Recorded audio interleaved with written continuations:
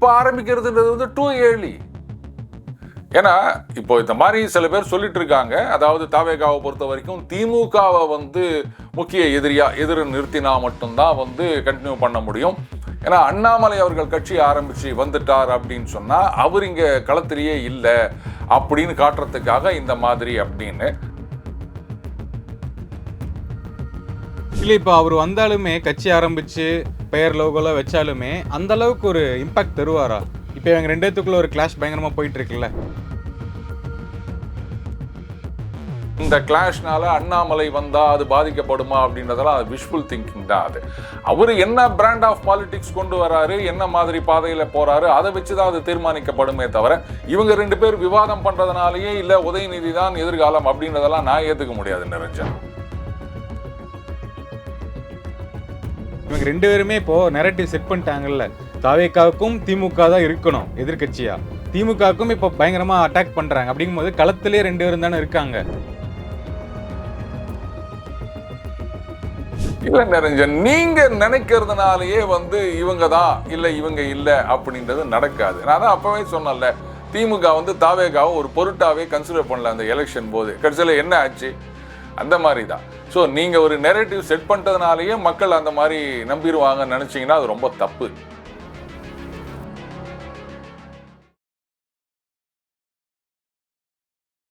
English news தமிழர்களுக்கு வணக்கம். இன்றைய நேர்காணலில் நம்முடன் இணைந்திருப்பவர் த டெய்லி பஞ்ச் அருண் அவர்கள். சார் வணக்கம் சார். வணக்கம் நிரஞ்சன். அனைத்து கட்சிக்கான நாடாளுமன்ற உறுப்பினர்கள் கூட்டம் தொகுதி மறுவரை சம்பந்தப்பட்டு முதலமைச்சர் வந்து எல்லாத்துக்கும் அழைப்பு விடுத்திருக்காரு. இந்த கூட்டத்துக்கு வந்து பெரும்பாலான எம்பிகள் கொண்ட கட்சிகள் வந்து புறக்கணிப்பு, 20 எம்பிக்கள் மட்டும் பங்கேற்கிறாங்க. இதை நீங்க எப்படி பாக்குறீங்க? நிரஞ்சன், வழக்கமா அனைத்து கட்சி கூட்டம் தான் கூடுவாங்க. இப்போ வந்து காவிரி பிரச்சனை ஆகட்டும், இல்லை இந்த மேகேதாத்துல அணை கட்டுற பிரச்சனை ஆகட்டும், இதுக்கெல்லாம் அனைத்து கட்சி கூட்டம் அப்படின்னு தான் வந்து எல்லாரும் கேட்டுட்டு இருக்காங்க. இது அனைத்து கட்சி நாடாளுமன்ற உறுப்பினர்கள் கூட்டம் அப்படின்னும் போது கேட்கறதுக்கு நல்லா இருக்கலாம்.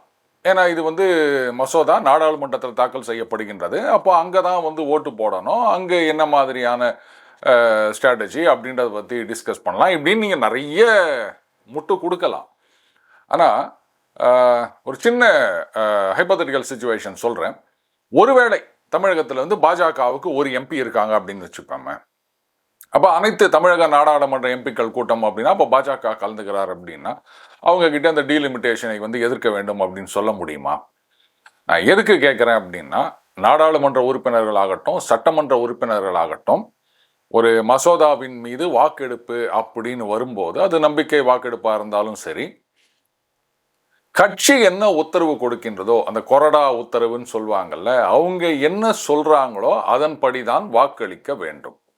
அப்படி மீறி வாக்களித்தார்கள் அப்படின்னு சொன்னா அவங்க வந்து அந்த பதவியை இழப்பதற்கும் வாய்ப்பு இருக்கின்றது கட்சியை ரெப்ரசன்ட் பண்ணும்போது. இதெல்லாம் நம்ம நிறைய பார்த்துருக்கோம்.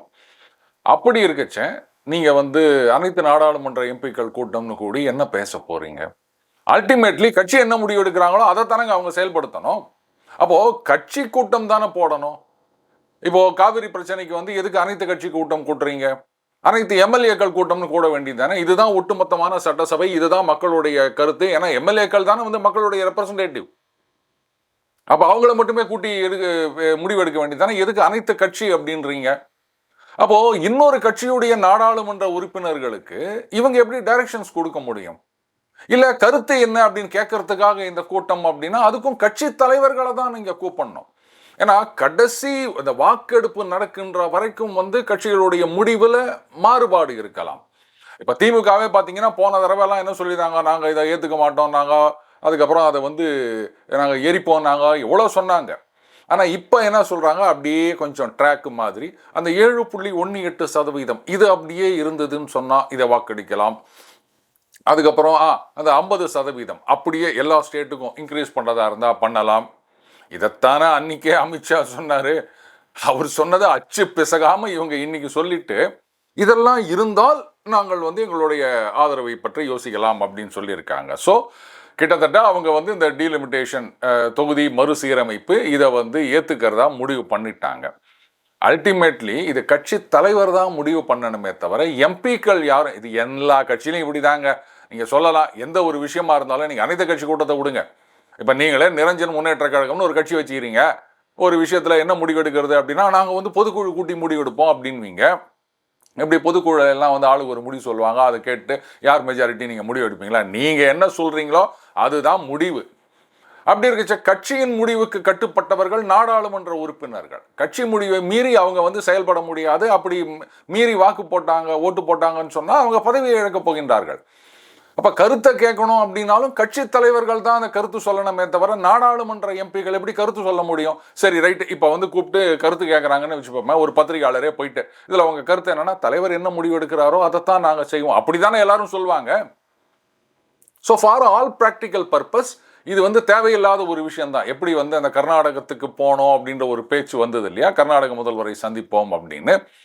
அதனால எந்த பிரயோஜனமும் கிடையாது, வெறும் ஆப்டிக்ஸ் மட்டும்தான் நிரஞ்சன். அதே மாதிரி தான் இந்த அனைத்து எம்பிக்கள் சொல்லலாம், பார்த்தீங்களா நாங்கள்லாம் வந்து ஒன்னா கூடியிருக்கோம், ஆனால் திமுக வந்து துரோகம் செய்து விட்டது, பழி வாங்கி விட்டது அப்படின்னு சொல்றதுக்கு ஒன்னா இது யூஸ் ஆகுமே தவிர மற்றபடி இதில் எந்த பிரயோஜனமும் இருக்கிறதா எனக்கு தெரியல. ஓகே, இப்போ இந்த காவிரி பிரச்சனை, மேகதாது பிரச்சனைலாம் போயிட்டு இருக்கும்போது திசை திருப்பதற்காக இந்த ஒரு கூட்டம் போடுறாங்க அப்படின்னு ஒரு விமர்சனம் வருதுல்ல? ஆமாம், இங்கே வந்து காவிரி பிரச்சனைகள் வந்து தமிழகத்துக்கு ஏமாற்றமே மிஞ்சி இருக்கின்றது அப்படின்னு திமுக குறை சொன்னாங்கன்னா அவங்க சைட்லேருந்து ஏதாவது சொல்லணும்ல. பார்த்தீங்களா, டீலிமிட்டேஷனில் வந்து திமுக துரோகம் செய்து விட்டது அப்படின்னு மாறி மாறி குறை சொல்லிக்க வேண்டியதுதான். சரி, இதில் கர்நாடக முதலமைச்சரை போய் பார்த்து பேசுறத விட வெரி சிம்பிள். இங்கே யார் வந்து தமிழக காங்கிரஸ் தலைவர் ஐயா மாணிக்கம் தாகூர் அவர்கள், ரைட்டா? அவர் வந்து ராகுல் காந்திக்கு ரொம்பவும் க்ளோஸ் ஆனவர், அவருடைய செல்வாக்கு ஆதரவு அதெல்லாம் பெற்றவர். சரி, கட்சி தலைவர் வந்து கர்கே அவர்கள் அப்படின்னு சொன்னாலும் இன்னைக்கு எல்லா முடிவெடுக்கிற இடத்துல ராகுல் காந்தி தான் இருக்கார், அது எல்லாருக்குமே தெரியும்.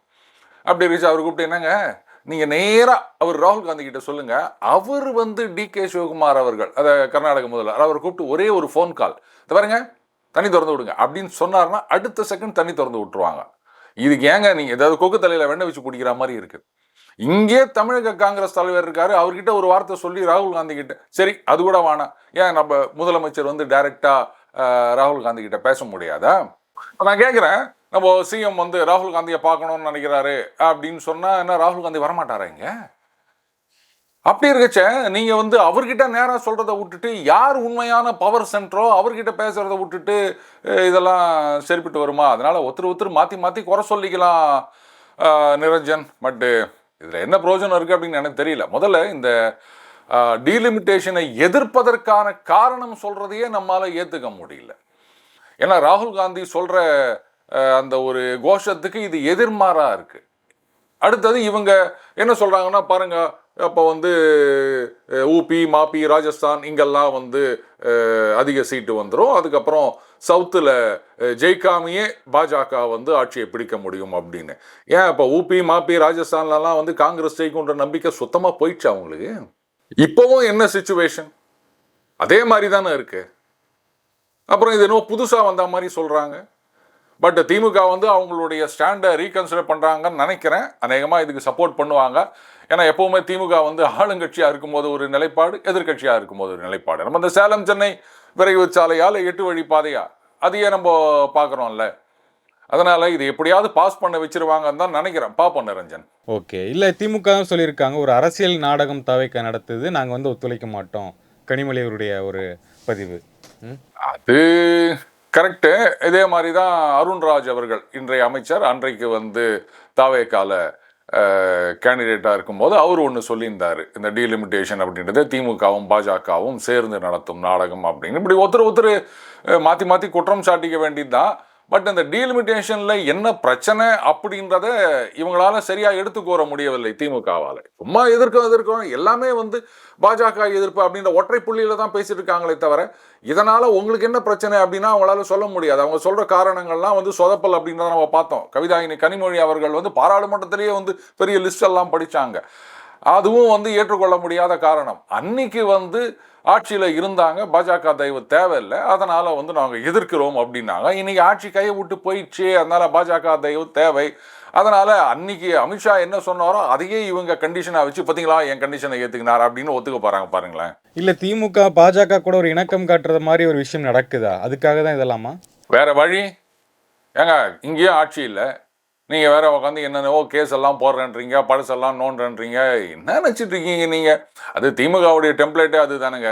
இங்கே ஆட்சியில் இருந்தாங்க அப்படின்னு சொன்னால் மத்தியில் வந்து கூட்டணி கட்சி இல்லைன்னா நாங்கள் வந்து மாநில சுயாட்சி அப்படின்னு குரல் கொடுப்பாங்க. எதிர்கட்சியாக வந்துட்டாங்க அப்படின்னு சொன்னால் வேற வழி இல்லை, மத்தியில் இருக்க கட்சியோட இணக்கமாக போக வேண்டிய ஒரு கட்டாயம் பல நேரங்களில் வந்திருக்கு.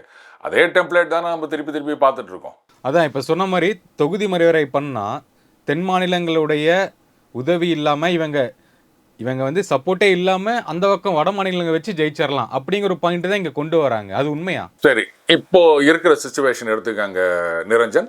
தமிழ்நாடு பாண்டிச்சேரி 40, கேரளா ஒரு 20, ஆந்திரா தெலுங்கானா ஒரு 42, 102, கர்நாடகா ஒரு 28, 130, 543 மொத்தம் தொகுதிகளா? இதில் வந்து 272 வேணுமா? இப்போ அந்த 543ல் இந்த 130 கோவாவும் சேர்த்துக்காங்க வேணா, இந்த 135, 140, 143ன்னு வச்சுக்காங்க.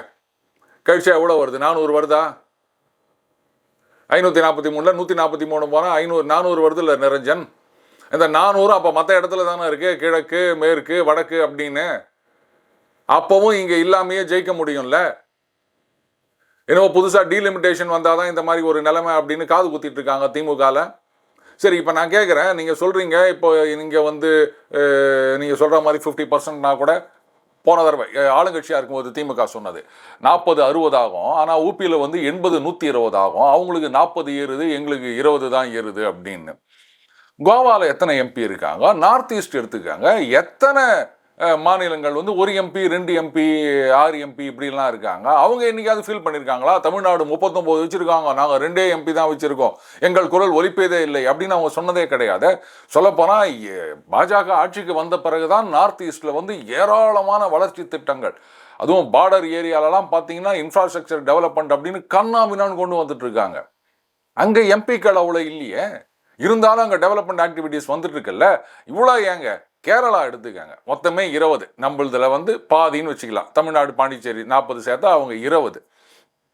ஆனால் அவங்க எந்த திட்டமாக இருந்தாலும் வந்து அதில் சுகராக இருந்து எல்லாம் ஒத்துமையாக இருந்து இது பண்ணிட்டு போகிறாங்க. இங்கே 40 எம்பி வச்சுன்னு என்ன பண்ணுறீங்க நீங்கள்? அதனால் கரெக்டு, இது எண்ணிக்கை முக்கியமில்லை நிரஞ்சன், எண்ணம் தான் முக்கியம். நைனா நாங்கள் இந்த சொன்னது சரியான நேரத்தில் வந்து ஹெல்ப் பண்ணிட்டு இருப்பார். அதனால் நீங்கள் எத்தனை பேர் இருக்கீங்கன்றது விஷயம் கிடையாது, நீங்கள் என்ன பண்ணுறீங்கன்றது தான் முக்கியம். அதை பண்ணாலே போதும்.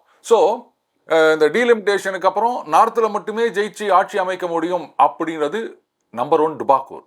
இப்போவும் அதே சிச்சுவேஷன் தான் இருக்குது.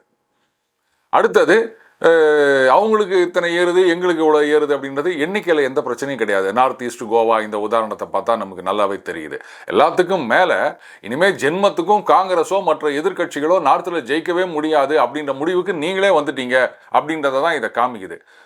நார்த்தில் அப்படின்னா அப்புறம் சவுத்துலையும் இப்போ என்ன, சவுத்தில் என்ன பாஜக ஜெயிக்கவே இல்லையா? கர்நாடகத்தில் ஜெயிக்கலையா? ஆந்திராவில் ஜெயிக்கலையா? தெலுங்கானாவில் ஜெயிக்கலையா? கேரளாவில் ஜெயிக்கலையா? தமிழ்நாட்டில் ஜெயிச்சது இல்லையா? நீங்கள் நார்த்தை மட்டுமே பார்த்து நிற்கிறீங்க, இங்கேயே அவங்க வந்து உள்ளுக்குள்ள ஊடுருவினுக்கிறாங்க.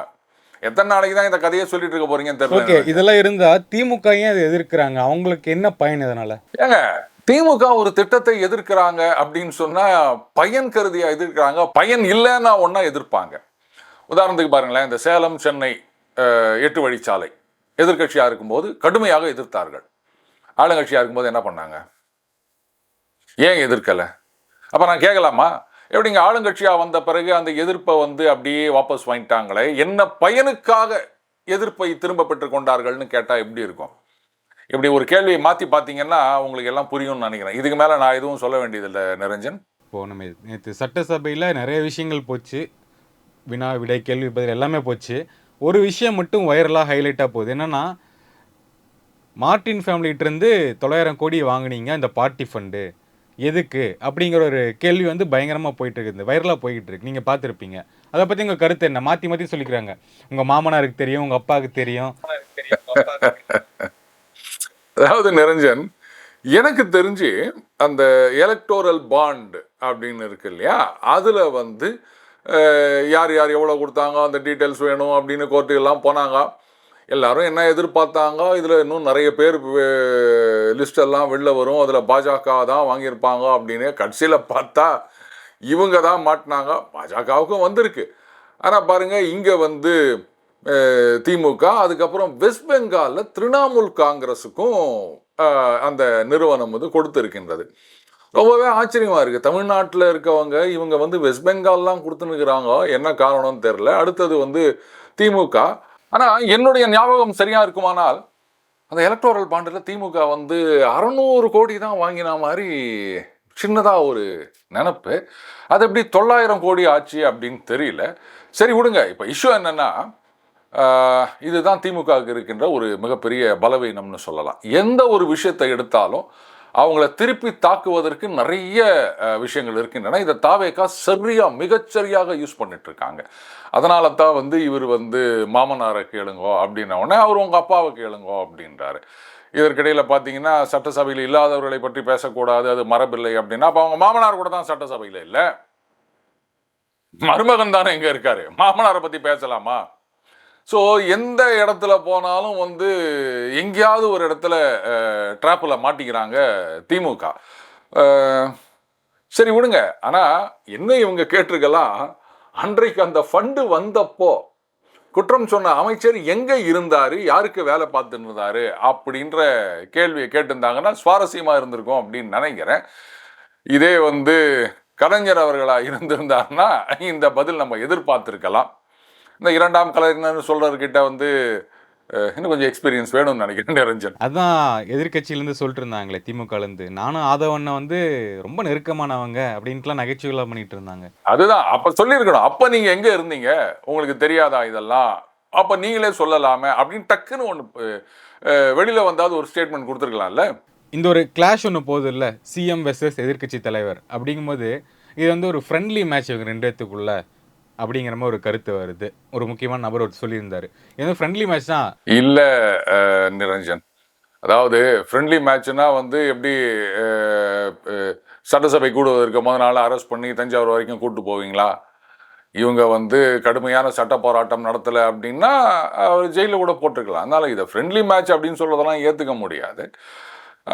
அடுத்தது அந்த ஃப்ரெண்ட்லி மேட்ச் வந்து ஒருவேளை அப்படி இருக்கும் பட்சத்தில் இப்போ ஆரம்பிக்கிறதுன்றது வந்து டூ ஏர்லி.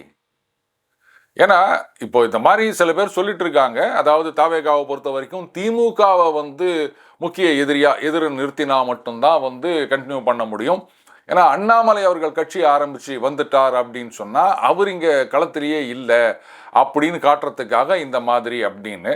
அது அப்படி இருக்கிறதா நான் நினைக்கல. அதனால தான் நான் சொன்னேன் நான் டூ ஏர்லி அப்படின்னு. அவர் ஒன்றும் கட்சி ஆரம்பிக்கலை. அடுத்தது அவர் கட்சின்னு ஆரம்பித்து தீவிர அரசியலில் ஈடுபடுகின்றார் அப்படின்னும் போது அப்போ என்ன விதமான மாற்றம் வருது அப்படின்றத பார்த்து தான் நம்ம சொல்ல முடியுமே தவிர, அண்ட் திமுகவை பொறுத்த வரைக்கும் என்னதான் வந்து நீங்கள் இனிமேல் திமுக தான் எதிரி அப்படின்னு நிறுத்தினாலும் கூட்டணி கட்சிகள் இல்லாத வரைக்கும் அவங்க வந்து ஒரு பலமிழந்து போன டெப்ளீட்டட் ஃபோர்ஸ்ன்னு தான் சொல்லுவேன் நான். ஸோ அந்த மாதிரி இருக்கிறதா நான் நினைக்கல ரஞ்சன். இல்லை, இப்போ அவர் வந்தாலுமே கட்சி ஆரம்பித்து பெயர் லோகோலாம் வச்சாலுமே அந்த அளவுக்கு ஒரு இம்பாக்ட் தருவாரா? இப்போ இவங்க ரெண்டேத்துக்குள்ள ஒரு கிளாஷ் பயங்கரமாக போயிட்டு இருக்குல்ல. இது என்ன கேள்வி நிரஞ்சன்? இப்போ சட்டமன்றத்தில் முதலமைச்சர், எதிர்கட்சி தலைவர், 6 அமைச்சர்கள், மற்ற எதிர்கட்சி உறுப்பினர்கள், இவர்களுக்கு இடையான வாத பிரதிவாதங்கள் அப்படின்றது காலங்காலமாக நடந்திருக்க விஷயம். அண்ட் எதிர்கட்சி தலைவர் மட்டும் இல்லை, மற்ற உறுப்பினர்கள் பேசும்போது கூட இதுக்கு பதில் சொல்லலாம். எதிர்கட்சியை சார்ந்தவர்கள் அது மாதிரி பதில் சொல்லலாம், அந்த பக்கத்துலேருந்து அமைச்சர்கள் பதில் சொல்லலாம். இதெல்லாம் இன்னைக்கு நேரம் நம்ம பார்க்குறோம். இதே வந்து அந்த பக்கம் ஜெயலலிதா அவர்கள் பதில் கொடுத்ததை பார்க்கலையா? அவங்க முதலமைச்சராக இருக்கும்போதோ இல்லை எதிர்கட்சி தலைவராக இருக்கும்போதோ, அதே மாதிரி கலைஞர் அவர்கள் பதில், எம்ஜிஆர் அவர்கள் இருக்கும்போது அவர் கொடுத்த பதில், இந்த மாதிரி நிறைய விஷயங்கள். இதெல்லாம் சாதாரணமான விஷயம். என்ன ஒன்று இப்போ அந்த நேரலை அப்படின்றது நமக்கு புதுசாக வந்திருக்கு. அந்த காலத்தில் நடந்ததெல்லாம் பார்த்தீங்கன்னா நம்ம பேப்பரில் பார்ப்போம், அவ்வளோதான். நம்ம லைப்ரரியிலே பார்த்தது கிடையாது.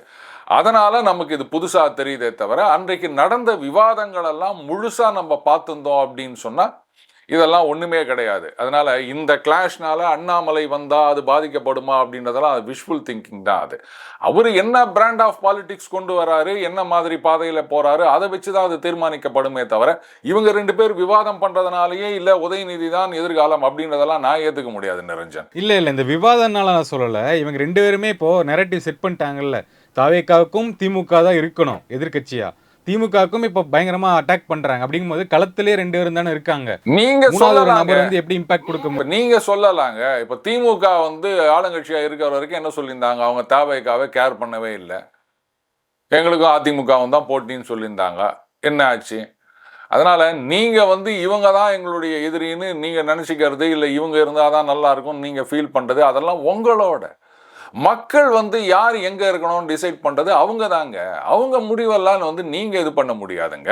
ஓகே, வந்தாலும் அந்த ஒரு இம்பாக்ட் இருக்கும் அப்படின்னு தான் நீங்க சொல்ல வரீங்க. அது அவருடைய பிராண்ட் ஆஃப் பாலிடிக்ஸ் எப்படி எடுத்து செல்கிறார் அதை பொறுத்து தான் அது இருக்குமே தவிர, இப்பவே வந்து இவங்க 2 பேரும் இப்படி ஒரு கிளாஷ் இருக்கு, நெரேட்டிவ் செட் பண்ணிட்டாங்க அப்படின்றதுனாலயே வந்து அவருக்கு இடம் கிடையாது அப்படின்னோ, இல்லை இவர் தான் அந்த இடத்துல உதயநிதி அவர்கள் தான் இருக்காரு அப்படின்றத ஏத்துக்க முடியாது நிரஞ்சன். இல்ல இப்ப இவரே வந்து தாவேக்காவுடைய தலைவரே வந்து திமுக மட்டும்தான் ஃபோர்ஸ் பண்றாங்க. மீதி மத்த எல்லாத்தையுமே வந்து மற்றும் பலர் தீந்து போன கட்சி இப்படின்னு தானே மென்ஷன் பண்றாங்க. சீமான் அவர்களே மென்ஷன் பண்ண மாட்டாருல்ல. பாருங்க, சீமான் அவர்களை யாருமே மென்ஷன் பண்றது கிடையாது. இல்லை திமுக அதிமுகவில் வந்து சீமான் அவர்களை எதிர்த்து ஏதாவது பேசியிருக்காங்களா, அவங்க கண்டுக்கிறதே கிடையாது. ஏன்னா சீமான் நான் சீரியஸ் பாலிட்டிஷியன் தெரியும். ஏன் அப்படி பார்க்க போனா எல்லாரும் ஒருத்தரை மறந்துட்டீங்களே, இது நியாயமா? சீமான் சீமான் சீமானை யாரும் பேசுறதில்லன்னு கேட்குறீங்களா? மானிமான் ஒரு கட்சி இருக்குது, உலகநாயகன் அவர் தலைவர் ஒருத்தர் இருக்கிறாரு, ராஜ்யசபா எம்பி வேற ஆயிருக்காரு, அங்க போயிட்டு என்னென்னவோ பேசிட்டு வந்தாரு, அவரெல்லாம் நீங்க வந்து ஏன் கேட்க மாட்டேங்கிறீங்க? அதான் முதலே சொல்லிட்டாங்க, இன்னைக்கு புறக்கணிச்சிருக்காரு. அதை பத்தி சொல்லுங்க. இல்ல நிரஞ்சன், நீங்க நினைக்கிறதுனாலயே வந்து இவங்க தான் இல்ல இவங்க இல்ல அப்படின்றது நடக்காது. நான் தான் அப்பவே சொன்னேன்ல, திமுக வந்து தாவேகாவை ஒரு பொருட்டாவே கன்சிடர் பண்ணல அந்த எலெக்ஷன் போது. கடைசியில் என்ன ஆச்சு? அந்த மாதிரி தான். ஸோ நீங்கள் ஒரு நெரேட்டிவ் செட் பண்ணுறதுனாலேயே மக்கள் அந்த மாதிரி நம்பிடுவாங்கன்னு நினச்சிங்கன்னா அது ரொம்ப தப்பு. ஓகே, இப்போ தாவேக்காவுக்கு நிறைய பிரச்சனைகள் வந்துட்டு இருக்கு. இப்போ பட்ஜெட் போட்டதுலேருந்து கடன் வாங்கி செலவு பண்ணுவீங்க, காவிரி பிரச்சனை, மேகதாது பிரச்சனை, இப்போ தொகுதி மறுவரை கையில் எடுத்திருக்காங்க. எல்லாத்தையுமே தாண்டி வந்துருவாங்களா? இந்த பிரச்சனைலாம் இன்னைக்கு நேத்தா இருக்குது நிரஞ்சன். இப்போ அந்த காவிரி பிரச்சனை அப்படின்னு இருக்குன்னா காலங்காலமாக இருக்குது. நடுவில் கொஞ்சம் காலம் இருந்தது, இப்போ மறுபடியும் அங்கே காங்கிரஸ் வந்த உடனே அந்த பிரச்சனையை ஆரம்பிச்சிட்டாங்க.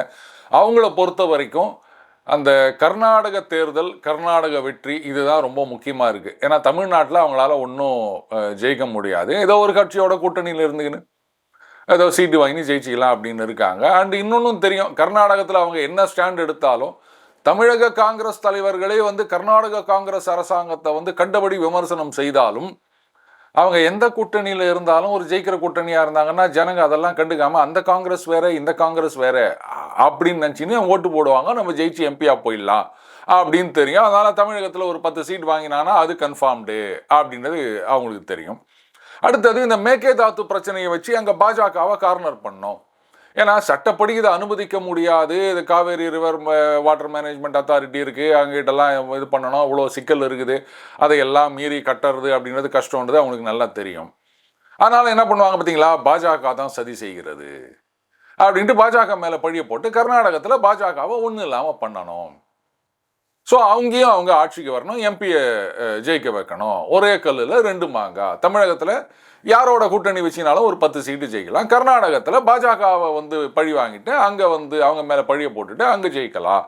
இதுதான் அவங்களுடைய பிளான். அதனால தான் இந்த பிரச்சனை. அடுத்தது டீலிமிட்டேஷன் பிரச்சனை அப்படின்றது, ஏன்னா இவங்க பேசினா மட்டும் தீந்துற போதா, இல்லை இவங்க ஒன்றா சேர்ந்தா மட்டும், இல்லை ஒட்டுமொத்த தமிழக எம்பிக்களுமே ஒத்துக்கிறாங்கன்னு கூட வச்சுப்போமே, இதை நிறுத்திட முடியுமா நீங்கள்? அவங்க பல இடங்கள்லேருந்து ஆதரவை தேடிட்டு வராங்க. அதனால் டீலிமிட்டேஷனில் உங்களுக்கு என்ன பிரச்சனைன்றதை சொல்லுங்கள். நீங்கள் சொல்கிற பிரச்சனைகள்லாம் ஒன்றுமே இல்லை, இது ஏற்கனவே இருந்தது, இனிமேலும் அப்படித்தான் இருக்க போகின்றது அப்படின்றதையும் நம்ம சொல்லிட்டோம். இதுக்கு மேலேயும் திருப்பி திருப்பி நீங்கள் வந்து பிரச்சனை பிரச்சனை அப்படின்னு சொல்லிட்டு இருந்தீங்கன்னா என்ன இருக்குது இதில்? அதனால் இதெல்லாம் காலங்காலமாக இருக்க பிரச்சனை, இன்னும் பல காலத்துக்கும் இருக்கத்தான் செய்யும். இதெல்லாம் தாண்டி போயினே இருக்க வேண்டியது தான். ஓகே சார், நேர்காணலுக்கு மிக்க நன்றி. வணக்கம் சார். நன்றி நிரஞ்சன்.